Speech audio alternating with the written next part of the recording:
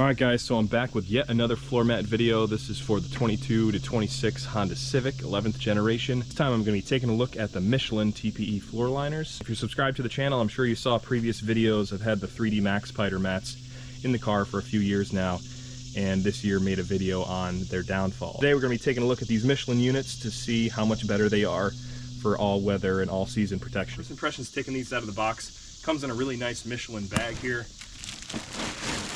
which I have not seen other floor mats I've bought before.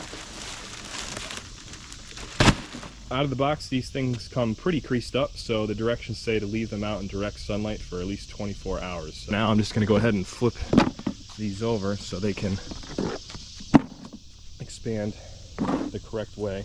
I had these sitting out from the sun for a full day, and then I had them in my garage overnight, and today's the following day. They're pretty much relaxed to where they're going to be, and the final persuasion is when it's going to get fitted in the car. But I just want to give you guys some initial thoughts here. I do like how the Michelin logo is nice and subtle. You can't really see it. It doesn't have a giant logo and a different color across the entire pattern of the mat. At first I thought that this little bump here in the passenger side and these little bumps on the rear were you know, still imperfections from it trying to cure out in the sun. However, looking at the car, those are actually contoured to the car floor. Those do have a little hump in the rear right before you get to the center hump, and the passenger side does have this little hump by the left side rear of the passenger footwell. So every TPE floor liner manufacturer has their own unique kind of water diversion channel pattern. I'm not sure the exact science to it, but Michelin chose to do a tread pattern similar to their Cross Climate, specifically the Cross Climate 2, which I think is kind of cool that it mimics their tire. It has this little textured finish on the top of the raised portions, and then it's just vertical stripes up here for the water diversion. So it's going to be the same thing for the rear. It's kind of like their Cross Climate 2 tread pattern. Center stripes in the middle with that same texture, and then the Cross Climate 2 pattern everywhere. One of their main features highlighted is it's a 360-degree wall. It does get pretty thin in some spots, so I'd be interested to see what happens there with water, but that is on the raised section of it, and usually when you're in the passenger footwell, all the water will run down here and be directed back to this channel, which does have a lip. The rear does have a nice lip all the way around, pretty deep tray, especially in the front, because when this gets water in there from the kids and you brake hard, the water is going to fly forward. So for the driver's side, I've been looking for a mat that does have a raised lip all the way around, and this one does. Even though it gets pretty shallow here, you still have probably a 1/4 inch high lip here, which did not exist on my 3D Max Spider mats, which I'll show you in a minute. But again, Michelin logo, nice and subtle, doesn't scream in your face. And the only unique thing about the driver's side with the pattern is it's got this reinforced section with a different pattern with arrows pointing forward for whatever reason, where your heel lays for your gas and your brake movements. So that's like a high wear area. See when I get this in the car, but it does look like we have full dead pedal coverage. So the one thing I wanted to highlight is this mat does go much higher than my 3D Max Spider mat where the gas pedalage, I think my 3D Max Spider cut off like right here to allow the gas pedal to get mashed all the way down in the carpet. So one other thing I noticed is the Michelin mats don't come with any kind of protective plug. They have these little sections here that spin freely to use your OEM clips, but they don't have caps that go over the top. Last thing to note is the bottom has this little spiked pattern to grip the carpet. A quick comparison of the old 3D Max Spider mats I pulled out of the car and the new Michelin TPE floor liners up top. You can see this wall is pretty shallow on the 3D Max Spider mats. It definitely feels much lighter and thinner of a material. Of course, they all have this kind of fabric on the back that feels like a prickly, that grabs to the OEM carpet as opposed to the little spikes that the Michelin mats have. So as mentioned, this has a really nice high wall around it. Should be much better for the kids in the car in the winter, getting that salt water from their boots and their feet in this tray and not having it splash out in the car. So the driver's side mat, side-to-side comparison. Of course, you guys have seen the video I put up about 3D Max Spider mats having no lip here, and the salt water from that pooled up here during my daily commuting in the winter in New York, actually under acceleration or driving up hills, would fly off this channel, pool up in my seat rail, and rust out the bolt. Michelin has much better coverage. It does have a 360-degree wall, even though it gets kind of shallow here. Like I mentioned, there's at least something there. We'll go ahead and throw some water in this and do the same test on the same hill that caused this to have water fly onto my seat rail. You'll notice up top, that's the cutout I was talking about for the gas pedal. You have more coverage with the Michelin. You can see the wear from my right foot doing gas and brake action, and then the left foot over here is the clutch wear from my heel. So quite a bit more wear on the clutch. The Michelin mat has all these raised bumps where my heel is going to be for the clutch. All right, so let's go ahead and throw the rears in. If you're wondering what's going on with my arm, I've gotten into some poison ivy and got attacked by some horse flies last week, so please ignore all the rashes on my arm. But as you can see, pops in there. It actually went in a lot easier than 3D Max Spider because it doesn't have that real grippy, prickly material on the bottom, but it does have those spikes, so once it's in, it sets in really nicely. Just wanted to highlight my initial thoughts. They fit up nicely to the seat rails. That pretty much touches. There is like a 1/2 inch of play where maybe over time it'll flex itself more towards the wall of the car. But overall, very, very nice fitment. Got a tiny bit of room here to the OEM center console in the rear. And same thing with the other side. The other side looks like it hugs a little bit better. So on this side, this does sit perfectly flush as well as this section here. All right, so for the passenger side, went in super quick, push it up tight there. Get the passenger side fitment. Very, very nice. There's no gap to the factory carpet.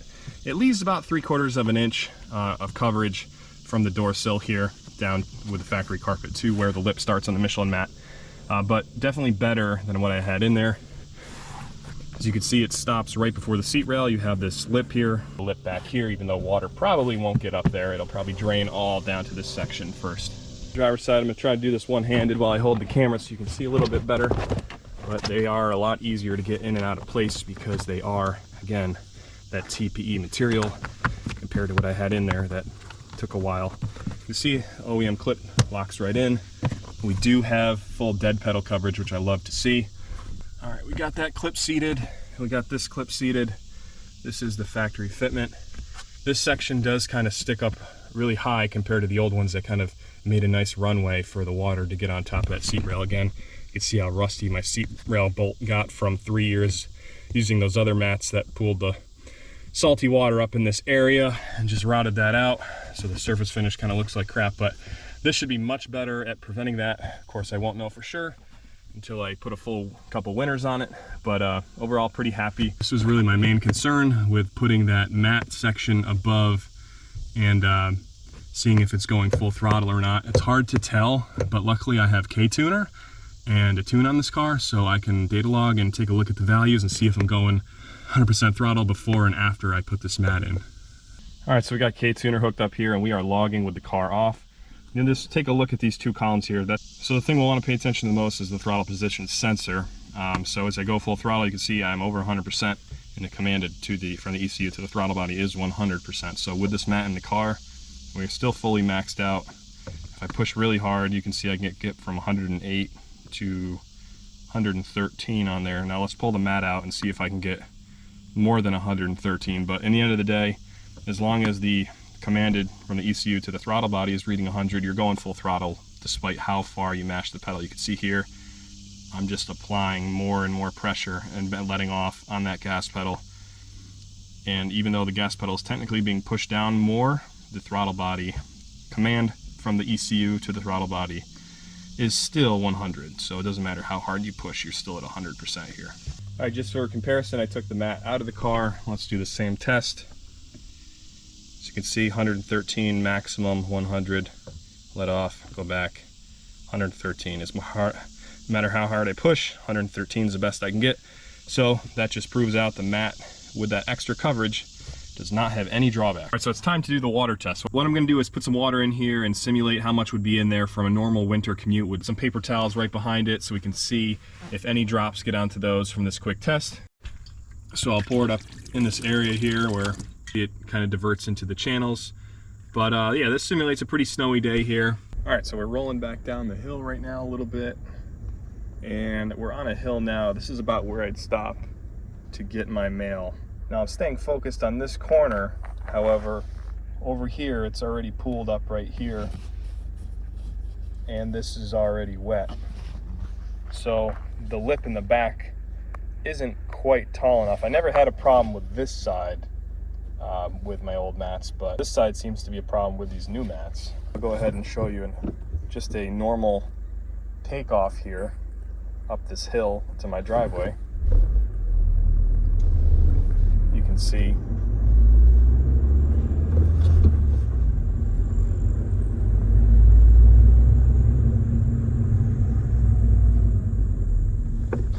as you brake forward, the water channels run forward. But yeah, unfortunately, this is absolutely soaked here, and you can see the water already pooled up in this seat rail. But the other side is dry because this mat does seem to have the nice molded hump into it, when the other one must have had more of a contour that forced it to the right. This one is more molded with the floor and forces all the fluid to the left. Are pretty wet here, you can see. That's how much water flew over the mat. Getting in your car with some wet shoes from a summer day is probably fine, but getting in and out of your car with snow, slush caked on your shoes or boots, majority of it is probably going to be ending up flying over this small lip in the rear here. Other thing I do like about these mats is even though they have the water in them right now, they don't have a crazy amount of stiction to the carpet, so you can take it out and keep most of the water in. For the most part, these are a decent all-weather mat. There's much more protection than the factory mats. There's much more protection than the 3D MaxPiter mats I had in here, just the fact that these do have some type of lip on the back. Overall, they do feel very high quality. I like the fitment. The fitment is very good. I like that it covers the accelerator pedal. The dead pedal gets full coverage. It actually does hug the carpet of the sides very, very well. I just wanted to point out one other thing, that this will only concern manual transmission owners. I've had this mat in the car for about a week now, and multiple occasions I've noticed my heel of my shoe gets stuck on the ribs in this area. There's about a 1/4 inch raised lip on the front, right in the front of the mat here, where it mates up with the horizontal ribbed portion up top. And when pushing my clutch foot down all the way, I've noticed that my heel gets caught unexpectedly and causes a rough shift or an unexpected jerk when I'm taking off. This will really only apply to probably 1% of the Civic owners out there, because 99% of these cars are sold in a CVT.